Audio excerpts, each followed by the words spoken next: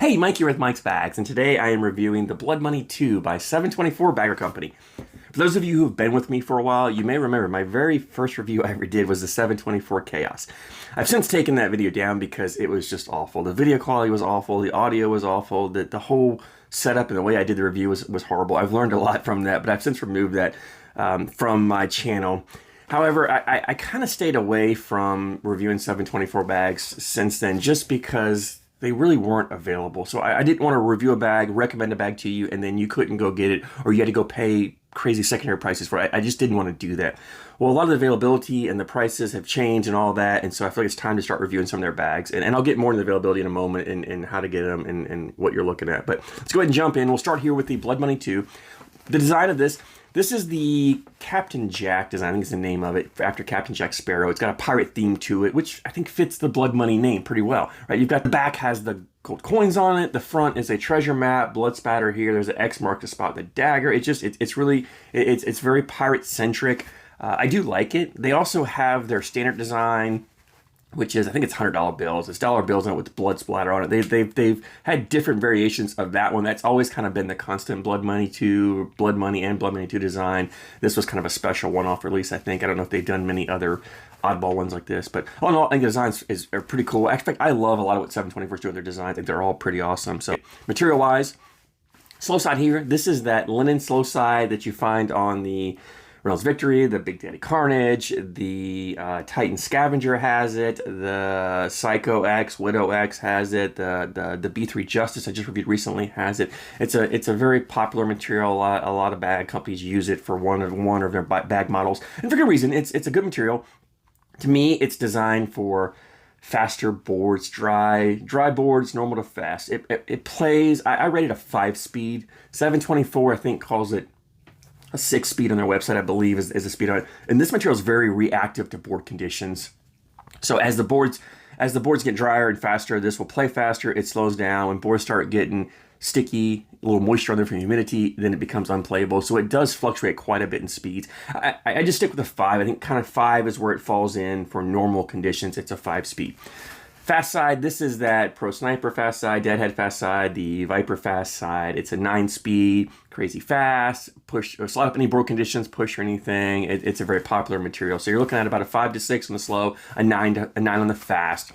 The fill in here is that small disc fill, so it gives it a very nice hand feel. In fact, these two materials are very thin, very pliable, so it gives you a good hand feel in it. It also makes the bag very, very floppy. You know, you've got these very thin, floppy materials. You've got a fairly thin bag with that disc fill. You've got a very floppy bag, which leads to the template. It's a medium template bag, but because it's so thin and floppy, it plays bigger, right? When the bag hits the board, if you throw a blocker, it just flattens out and just looks like a bigger bag than what it is. So it plays like a larger template, but it's not a larger template bag. These bags do come, you can get these bags ACO Stamps. So 724 does releases at different times. When they did this release, all of them were ACO stamped. They do some non. I think there's been some talk. I've seen some talk on the Facebook page that said what I'm saying. They're gonna start doing some releases where you have the option of getting ACO stamped or non-stamped bags.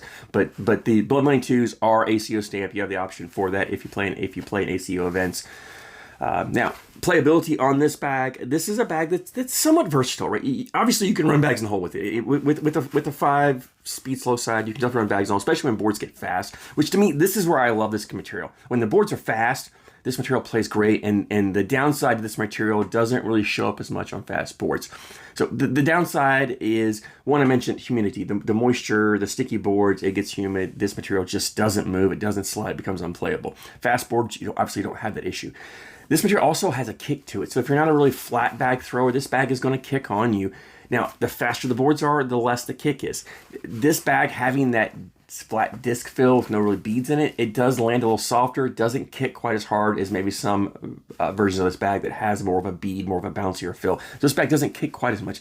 The other issue is this material does have a tendency to hang on the hole. For a 5-speed, it doesn't melt in the hole as well as some other bags do. It's not as bad as a surefire material for hanging on the hole, but it does tend to hang on the hole from time to time. Faster boards, that does go away a little bit because there's less friction, less resistance, so these will kind of slide in. Not saying these bags aren't hole friendly. This material isn't hole friendly. It's just There are other 5C materials to me that are more hole-friendly than this. It does tend to show it does tend to cause issues from time to time when I'm throwing my fourth bag and trying to maybe get around an opponent's bag, and I sneak around and it just catches and just sits there and doesn't melt in, right? So it can cause some issue from time to time. Not a major thing, and it's not a knock on the bag as much as that's just the tendency of this material and all bags that have this material to it. Now, you can play blockers, you can play the dirty style game, you can cause some congestion because this material is controllable enough. When you do that, this is not a bag that you're rolling. It just, the average player is not rolling this bag. It's too floppy. It doesn't have enough bounce to it. You're not going to roll this. However, you can cut this material a little bit. It's not going to cut super hard, but you can cut. So you can throw a blocker and bring your next bags, and play a get around game with it, and then the last bag come through and collect this bag. And with this fast side material, you can definitely collect more than multiple bags. This is definitely a great material for collecting. The bags are a little floppy, but they do collect pretty well. You have to be careful. If you just clip the corner, they will kind of bunch up and spin around. You have to come a little bit more to the middle just to make sure you're going to collect the bag. You don't get crazy aggressive. They are collectible. And I mentioned they do tend to hang on the hole, but if they're hanging on the hole, for the most part, it doesn't take a lot to catch them, to bring them in. You can still bring them in.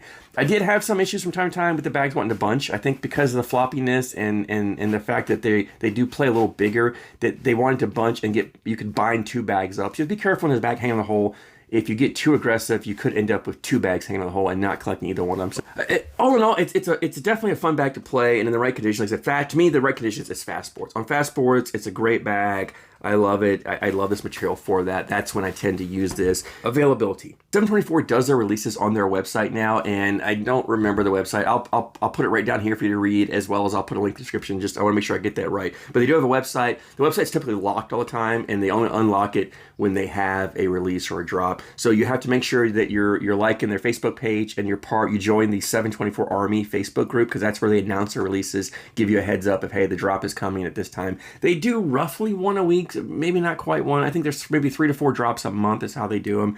And I will say the most recent drop they did, those bags were on the website for 3 or 4 or 5 minutes before they sold out. So they're producing more bags so more people can get the bags they want. In the past, you had to just be super quick or super lucky to get a set of bags. It's becoming more reasonable, and the supply and the amount of bags out there is increasing, which is bringing the secondary prices down. So if you're looking for a used set of bags, you can find them fairly reasonable now. The one downside I would say is when 724 does a release, it's just one bag model. So if you're looking for the Blood Money 2, it may be a few weeks or a month before they do the next release on that. That can be kind of a little bit of a hang up.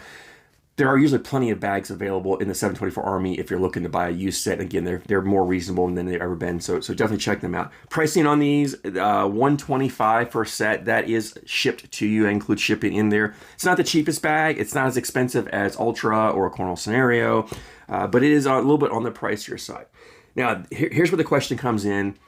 I'm going to be brutally honest with you, because I think that's important. That's what I really try to base these reviews on, is honesty. And are these bags worth $125?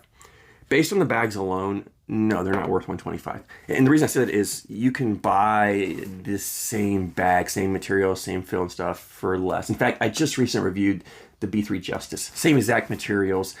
It's almost the same bag, except it actually has the performance liner inside, which I think gives it a little bit of an edge up. It makes it a better bag than this. And that bag is $70 shipped to you, $80 if you want the ACO stamp on it.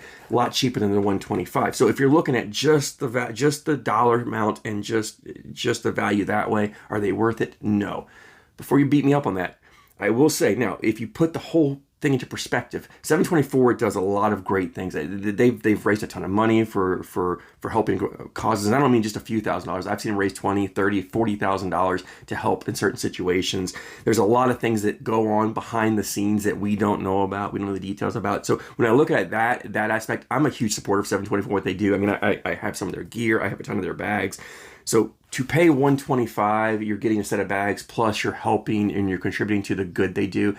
In that aspect, yes, it's worth it. So it just depends on what you're looking for. If you're just looking for bags, I think you can find these bags elsewhere. If you want to kind of get the bags, join in, support the cause, then yes, they're worth it. So just keep that in perspective. But $125, set shipped to you. It's on their website, but definitely check out. You definitely go on, jump on the Facebook so you can get the heads up of when these bags are being released. So thanks so much for watching, guys. Thanks for support. It's only worth it if you work for it.